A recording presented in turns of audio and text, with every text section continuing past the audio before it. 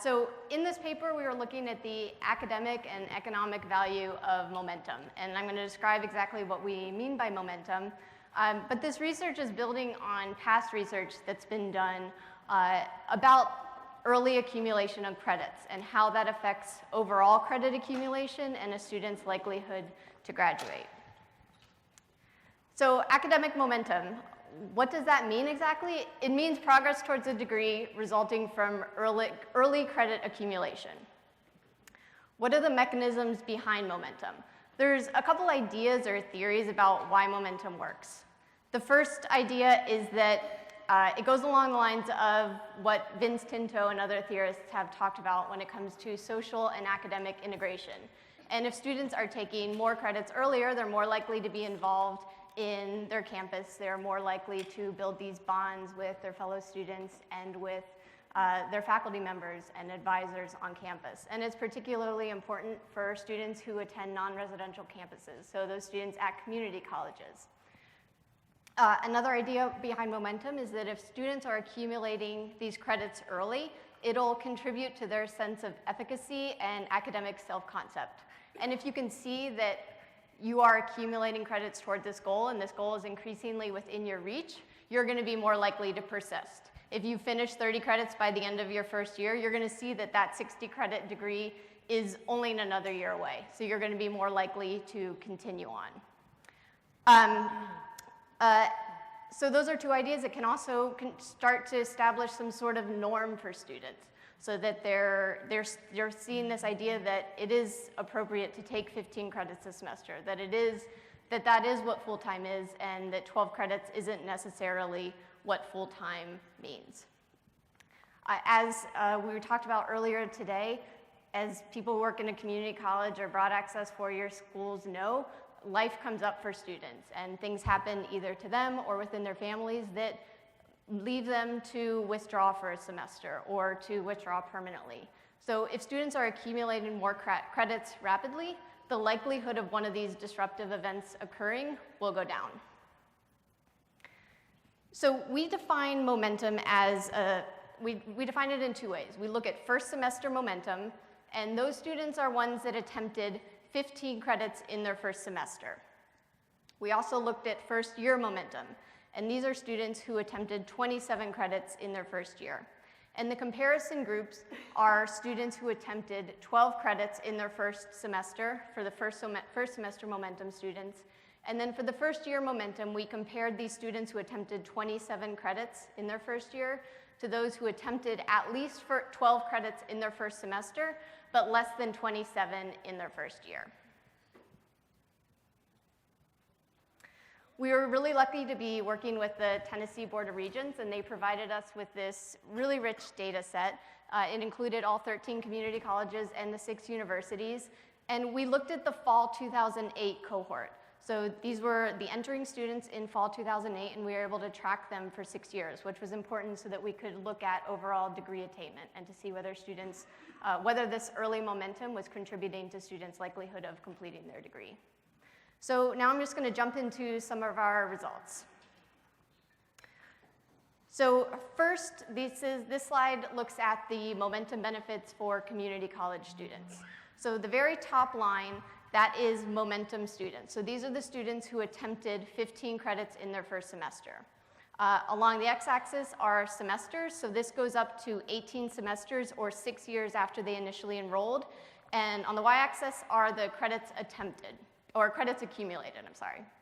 So you'll see the momentum students, after 18 semesters, had over 60 credits that they've accumulated. And if you compare that to the students who attempted fewer credits, whether that was 11 to 13 or 7 to 10, you can see that those students accumulated a lot fewer credits over time. One of the biggest gaps here is just within the first 2 years. So if you look at the 6th semester point along the bottom, you'll see that the momentum students had accumulated about 40 credits by then, but more importantly, they'd accumulated about 10 more credits than the students who attempted only 12 credits in their first semester. And here we have the credits accumulated over time for four-year students. And you see again, you see on the top line, these are those momentum students. And after 6 years or 18 semesters, these students have accumulated over 90 credits, whereas the students who attempted about 12 credits had only accumulated a little more than 60 credits, so barely enough for an associate's degree. All right, so here's some of our main findings. I'm going to walk through this. What we were looking at were credits accumulated, probability of degree attainment, and we also looked at the economic value of taking 15 credits or taking 27 credits in the first semester. And that was one of the big contributions of this paper, was to look at the economic value of doing this. It's an open empirical question whether taking 15 credits is a good value for students, whether it's cost efficient for students to do this, whether it makes sense for them, and whether it makes sense for the colleges to encourage it. Like I said, we're building on a lot of research that has explored academic momentum, and those previous studies have found that students who attempt more credits earlier will accumulate more credits over time and are more likely to graduate. But our main contribution here is to look at the economic value of taking these additional credits. So if we look first at just the community college students, and remember when I'm talking about the first semester momentum students, these are the ones who attempted 15 credits in their first semester, and that is compared to the students who attempted only 12 in their first semester. So we're looking at that really narrow range, because as we've talked about all day, a lot of times students are advised to only take 12 credits to be considered full-time. So we wanted to look at what is the benefit of taking that one extra class of those 3 additional credits. So here you see for first semester momentum students, these students ended up accumulating 8 additional credits compared to the 12 credit students over these 6 years. If you look at first year momentum, it goes up by a lot. So these students accumulated 22 additional credits compared to the students who took fewer than 27 credits in their first year. For 4-year students, the results are similar. First semester momentum students accumulated an additional 14 credits over time, and first year momentum students accumulated an additional 27 credits over time. The probability of degree attainment went up a lot for momentum students. So for community college first semester momentum students, they were 7 percentage points more likely to complete a degree than students who started out only taking 12 credits a semester. If you look at first year momentum, these students were 18 percentage points more likely to complete a degree than students who attempted fewer than 27 credits in their first semester. For the 4-year students, you can see pretty similar results. So the first year momentum students at the 4-year schools were 19 percentage points more likely to end up completing a degree than students who attempted fewer than 27 credits. So now we're getting into some of the economic benefits of this. So in terms of tuition and fees, students are paying more over time. So that is likely because they're being retained over time. They're taking more classes, they're staying in college longer. As I showed on the first slide where you saw the total credits accumulated, for the students who are only going part-time, their credit accumulation leveled off over time. So those students weren't attempting any more credits. They dropped out, they withdrew. But momentum students are persisting longer, therefore they end up paying more in tuition and fees. However, because they were able to get their degree sooner, their cost per degree, or the price that they pay, is actually lower. So for first semester momentum students, they end up paying 9% less for a degree than students who started out taking 12 credits a semester. And for the first year momentum students, they ended up paying 20% less than the students who attempted fewer than 27 credits in their first semester. And you see the similar results for the 4-year students. And on the very bottom line, you can see that the price per credit actually goes down. And as we talk about in the paper, there's a couple reasons for this. One of them is the idea of bulk buying. So you're taking more credits, but at some point you get these additional benefits for taking these extra credits. And that's the case in states that offer banded tuition as well. So if you can take 15 credits for the price of 12, it's going to be a great deal for you in the long run. And a couple other benefits I want to mention. These results, they hold up when we tested for various subgroups. So from minority students, the results were very positive of taking 15 credits in their first year, or 15 in their first semester, or 27 in their first year. It was also the case for students who had high school GPAs lower than a 3.0. These students also ended up gaining more credits over time, and were more likely to graduate. Finally, we've talked a lot about the cost for colleges. Like, is this worth it? How can colleges invest in what they need to do in order to see these policies through?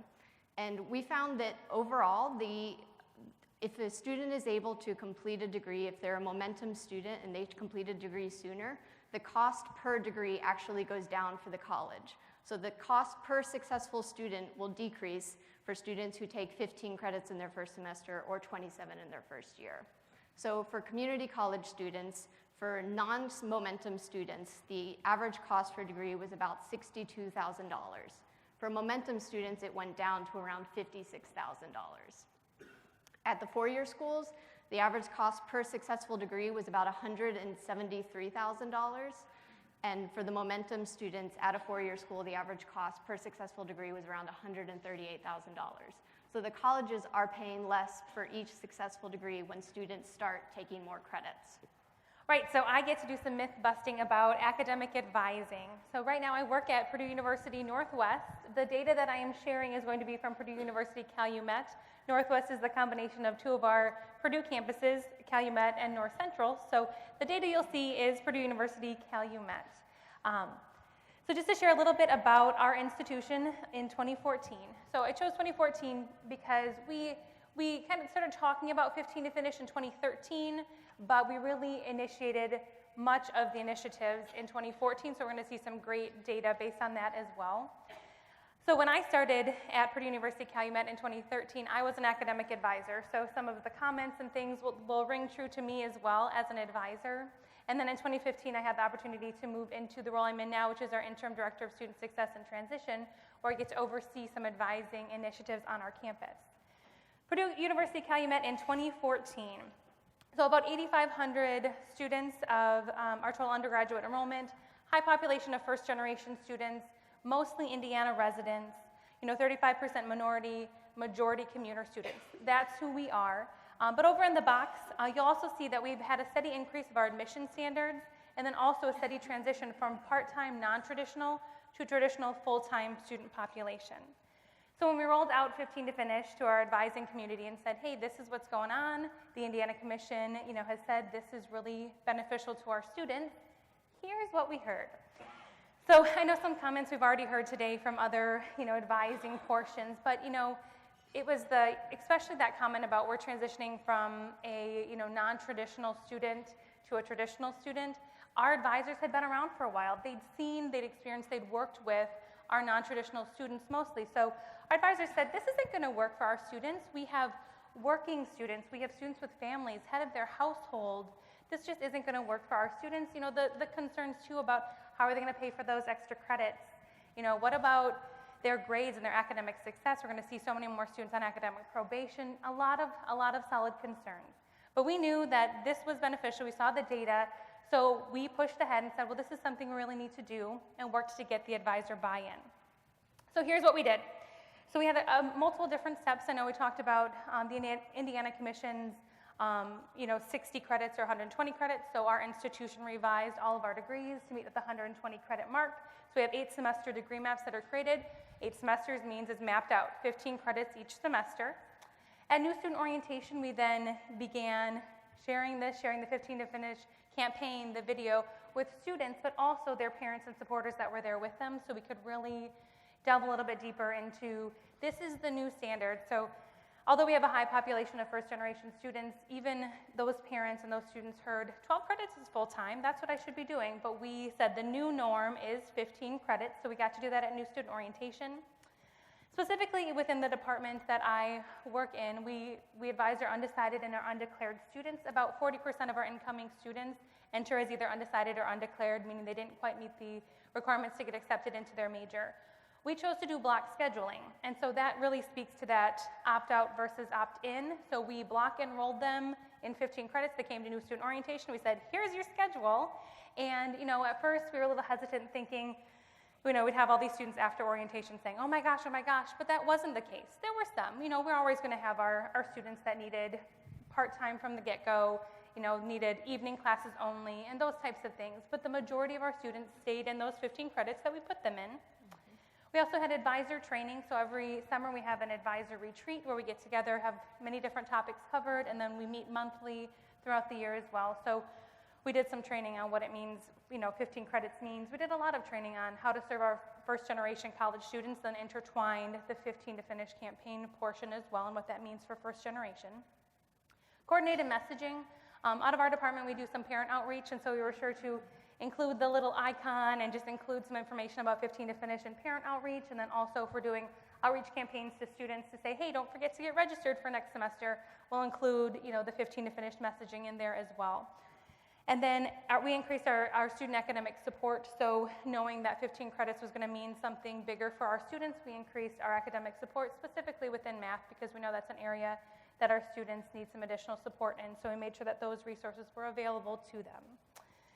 And here's what we found out. We found out that it worked. It worked for our students. So you'll see in the graph that is the black and gold that you'll see for the 4-year average, and then the fall 2014 was when we really launched the full-on 15 to finish campaign. So you'll see the increase in number of students that enrolled in 15 credits, and then the increase in the number of students that completed those, excuse me, this is about 30 credits. So enrolled in 30 credits and then completed those 30 credits. So you'll see that both of those increased. We know that there's still that gap in fall of 2014 with enrolled and completed, so we know that's an area we still need to work on, but we did see an increase in students that completed it as well. But what's even more exciting is the other graph. When we look at the teal blue pretty color there, we see that that is the students that attempted and completed 30 credits or more, and 93.1% retention, that's huge. So seeing that compared to the other two having attempted but didn't complete or didn't even attempt those 30 credits, that retention number has increased. And what's really great to see these next two slides, so from minority students, it mirrors that as well. I know we've kind of heard that as a common theme throughout the day, but for our minority students, we see that it works as well. We saw a great increase with our minorities. And then for first gen, it speaks to the same thing. So I was really pleased to see those results speak true to our very specialized student populations as well. So what we learned, so some of the myths, I guess. What we learned is that our students at Purdue University Calumet, now Northwest, can be successful in 15 credits. They can. We can prove it. And then we also learned that our students can rise to the challenge. So, we set that expectation of 15. We do the opt-out versus opt-in. We can see that students rise to the challenge. They can be successful when kind of put to the test. And then we also saw that our advisor buy-in increased, both with data, but more specifically, when they witnessed their students being successful. That's huge for advisors. So we saw that happened as well. So those are really great things to see. And just in general, we know that our advising community is all about student learning, and so we really want students to be successful. And I come from a student affairs background in Res Life, and so all about outside of the classroom learning as well. And so this is a great experience. I know other colleagues today have mentioned students taking ownership for their education and pieces like that, but I feel like this is a really big piece for us to have students take that ownership, but also an opportunity for them to learn that if you want to complete your degree in 4 years like you say you want to, here's how you do it, so let's be on the same page with that. Actually, I want to echo what these other folks have said, that we have done the same thing at Georgia Southwestern State University and have been successful. But I do want to say that I didn't know we were doing something exceptional. I actually didn't know that, and that's been reinforced being here. I got a call from our university system saying, hey, what's going on at Georgia Southwestern? Because as you saw earlier, our institution was off the charts. The other schools are not making the same level of progress. And I was like, what? It's not that hard, people. It's not. So I want to bust that myth a little bit, that it isn't hard. And I've heard a lot of conversation about today, but how? And I thought, gosh, maybe it should have been harder than it was. So I'll tell you what we did.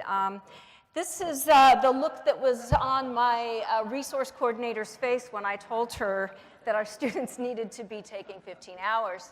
I got there in 2012. I came from a private institution. My previous institution was private, and you may know or may not know that this is common practice at private institutions. These folks these kids, their parents pay a lot of money to go to school, to private school, and they want them done in 4 years. And so we're very student-centered in that way. So when I came to Georgia Southwestern, a public institution, and we block schedule first-year students, for the first term, we hand them their schedule. Here you go. And I got there in July, and when we handed out the schedules, they were 12 or 13 hours. I said, what are we doing?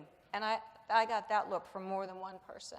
I said, no, they can do that. But maybe their skepticism was justified because, as everyone else has said, as we've heard this morning, everyone said, oh, no, not our students. And I want you all to know, you should recognize that if you know the national data on students, that typical student that we all have in our mind that is at every other university doesn't exist. That in fact, all of our universities have pretty much the same students. Unless you're at some of these private elite institutions, you know, we have the same students. So when I got there, this was the justified skepticism. If you look at our data, those students who were attempting 15 or more credit hours, now granted here, they would have had to opt in because we gave them a schedule of 12 or 13, so they were going to have to say, oh, I'll take another course.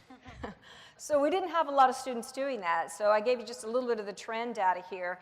15%, 20%, 20%, 17%. That's the few years till I got there. And that fall semester, of course, those schedules were already written before I got there. How many of them earned 15 credit hours? Take a look at those numbers. That's just pathetic. Do you realize how far off we are on even a 6-year graduation rate? That's just pathetic. So then if you looked at how many earned 30 over the fall and spring, you know, we're in single digits here. But notice there's a little bit of an uptick there in 2012 because I kept saying, look, we need to put these students in 15 hours. Also, grade point average, because that's a concern that has come up. And I do want to address this because this has come up earlier this morning about HOPE. And in our state, students 3.0 to keep their state funding for HOPE scholarships.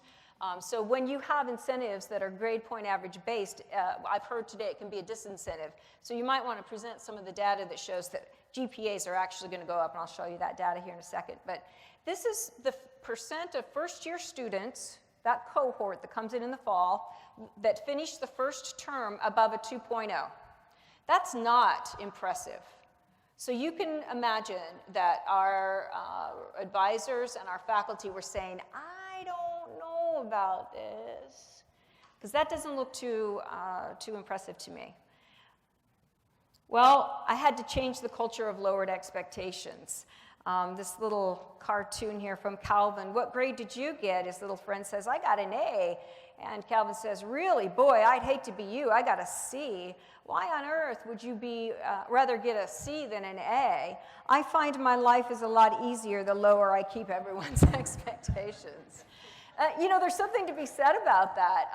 And some of the things you're talking about momentum, I want to add that I think another piece of that momentum is that when you have a schedule, and we all know this in our work lives, if you don't have enough to do, you can stretch it out forever.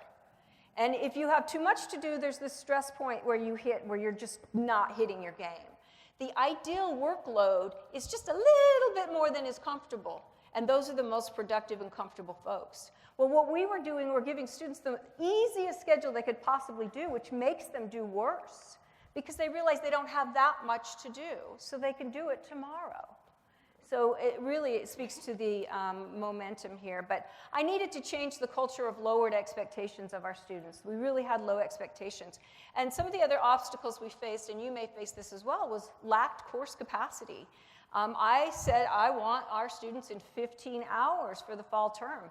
But we had the same schedules that came every fall from the same departments. And so getting that capacity was actually more difficult than anything else we faced was capacity issue.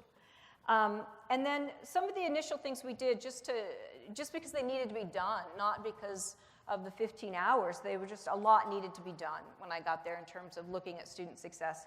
So some of the initial steps were increasing our supplemental instruction. One of the things we did was we did away with a lot of one-on-one tutoring because you don't need one-on-one tutoring for political science, history, and sociology. You need to learn how to learn. And so we put them in supplemental instruction because we thought that would serve them well long-term. They learn to learn, take that with them as they go forward instead of sitting with a tutor who knows how to learn. So we put in we bolstered our supplemental instruction. We implemented DWF reports to all advisors at midterm so that they could do some intervention so that students would get good information about whether they needed to drop, get advising, what do they need to do, help these students out at a point when they can make some decisions. And we asked our advisors to intervene with those students. So we put just a few things in initially and more things over time that I won't go into detail here, but we've been putting in initiatives over time. Since I've been there, we've been putting in these initiatives pretty regularly. The interventions worked. So what we saw, if you see the cohort above a 2.0, and I might add, in case you are not aware of this, that the first-year students' first-term GPA is the highest predictor or factor of student success and completion. So we really targeted that first semester. All right, and so if you look at this 2.0 GPA or above,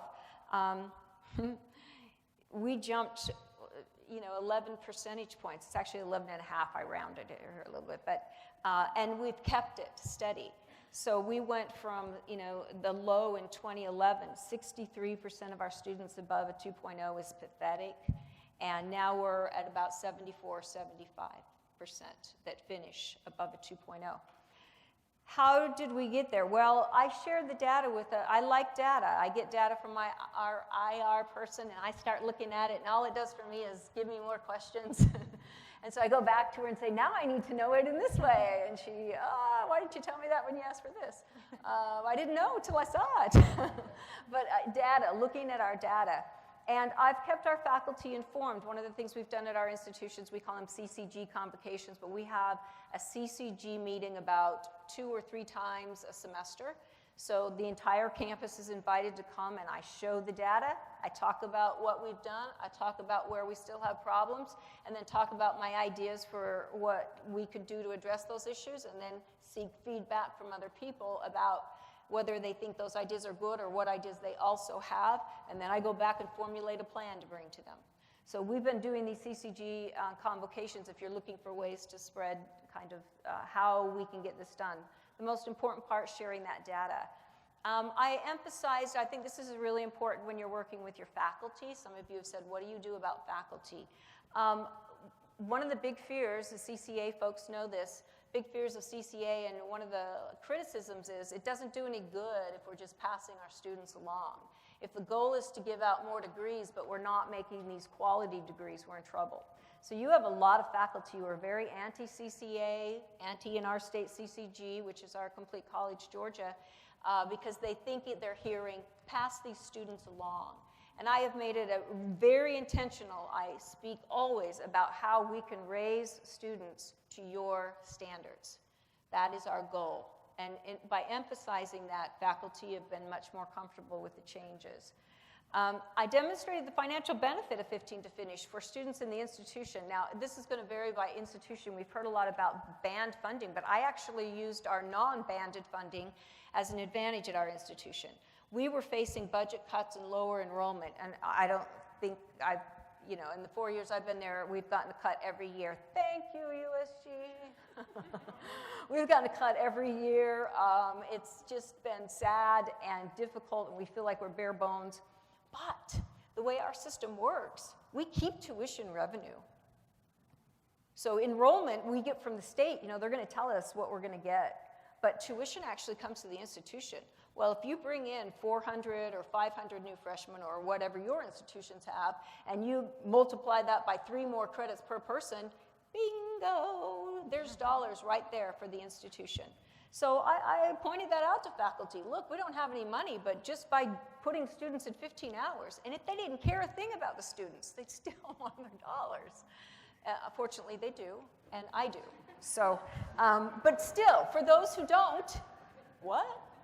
The dollar signs in the eyes. But for those of us who do care about the students, we did the math for the students, right? And this data's been shared with you, so it's no big surprise that actually, if you have to take extra semesters, you're going to pay more. I showed them how much the fees cost per semester. It doesn't matter if you're taking 3 credits, 6 credits, 9 credits, you pay the same amount in student fees for each semester. And you're going to be paying for your housing, auxiliaries, food, etc. And so for the cost for students, even though it cost 3 credit hours more, because we charge by the credit hour for our students, that's a lot cheaper than paying 3 credit hours more in the summer when they're going to be adding on the cost of the additional expense. All right, so these are the results of our efforts. I was so pleased to see Georgia Southwestern. I didn't know that we were doing so much better. The top of the charts. We are the top of the charts in nothing else. So I'm going to enjoy that for a second. You know, we're always at the other end of those charts that come out of the USG, so I'm just going to enjoy that. But apparently we are at the top of the charts. Here's what happened at our institution. And I should add, one of the reasons we might be at the top is I came in 2012. And I started pushing this before the USG launched its 15 to Finish initiative, so we were slightly ahead of the game, so I'm sure they're catching on us. But attempted 15 credit hours, if you look at our chart here, 2009, 10, 11, 12, by 2013 we knocked it 50%, 2014 62%, and 2015 75%. And we probably would have had it higher. Again, I will tell you that the issue was capacity. I just didn't have 15 hours per student to put them in. But we moved it up pretty quickly because we hand them their schedules. Here's your credits, and if you want to take less than that, you're going to have to do it yourself, drop a class. Earned 15 hours, you know, they're earning them. And I will say that the W's have not increased as a percentage of the total. They're not taking 15 and then dropping 3. Or they might be taking 15 and dropping 3, but before they were taking 12 and dropping 3.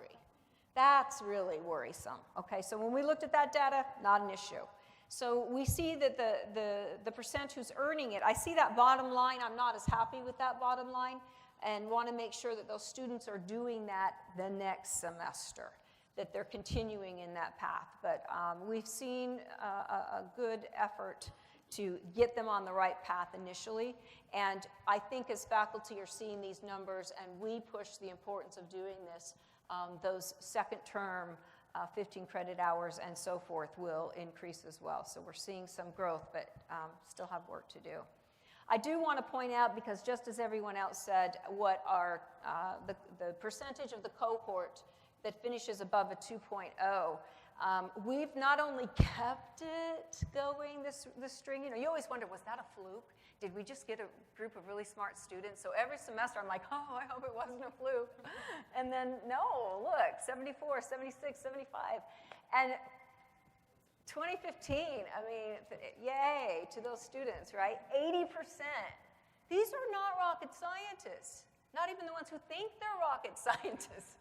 You know, these are just students that are the same students you have in your classes. 80% of that cohort finished above a 2.0, and I just could not be more pleased by those numbers. Those really, really make me happy. So what have we learned about changing the culture? I think one of the important things is to acknowledge the concerns. I hear faculty when they're very concerned and suspicious of CCA initiatives and CCG initiatives. Hear those, acknowledge them. Help them understand what you're doing. Let them know that we are here to make sure that students get a quality education, not just a quick education. I think that's really important for selling your message. Put in support for what you're doing, for increased expectations. I was a little worried, you know, you're going to increase the expectations, how will they do? Well, make sure that you have the right kind of supports in place. And I won't go, this isn't the place for me to go into detail with all the kinds of things we've done, the initiatives we've been working on with our CCG efforts, but make sure that you're doing more than just increasing the expectations. Share early wins and use them to build momentum. I've been able to take the information back to the faculty and say, guess what? It worked. Look what you did. I asked you to intervene with DWF reports, and you did. And look, it's made a difference. So I bring that data back. I show it to them. I thank them for those efforts. And then we talk about what's next. We look at our data. Where is it still weak? What do we still need to do? I think one of the smartest things I did was help parents understand the benefits, much to the chagrin of some of my advisors who couldn't get these students in 15 hours. One of the things I did is the CCG itself, or the USG itself, put together, the University System of Georgia, a very short clip. It's only 2 minutes long. That it doesn't even have narrative in it. It's all and you can Google it, by the way, and you can use it as well, but it's, if you look up Complete College Georgia or 15 to Finish, you'll find it. I play this short clip that shows the financial benefits to 15 to Finish at our student orientations in the summer, and the parents are there. I can tell you they do not let their children leave orientation until they have 15 credits. It's become a nightmare because there are times when we can't quite get them into 15 hours, and the parents they're not leaving that day until those kids are in 15 hours. And I think that's a little counterintuitive. I heard earlier today from Jonathan Hull that there's some trouble in some of the other institutions where the parents are saying, I don't care, they can stay longer because I want them to have high GPAs. Well, for our students, their parents are struggling to pay. I mean, we do not have wealthy students. And so at our institution, when those parents see that data, they're like, son, you're getting in those classes. You make sure you have 15 hours. And so that was huge. That really kicked us up that last year that we did our numbers, was the parents refusing to let their students leave without those 15 hours. So I would encourage you to use those media to help you with your efforts. And fortunately, we were able to go from lowered expectations to student success, and nobody's looking at me like this first frame. Most folks are pretty pleased that we've made some significant progress in our students, and we've had a lot of buy-in, and people are not questioning what we're doing anymore. Thank you, Helen.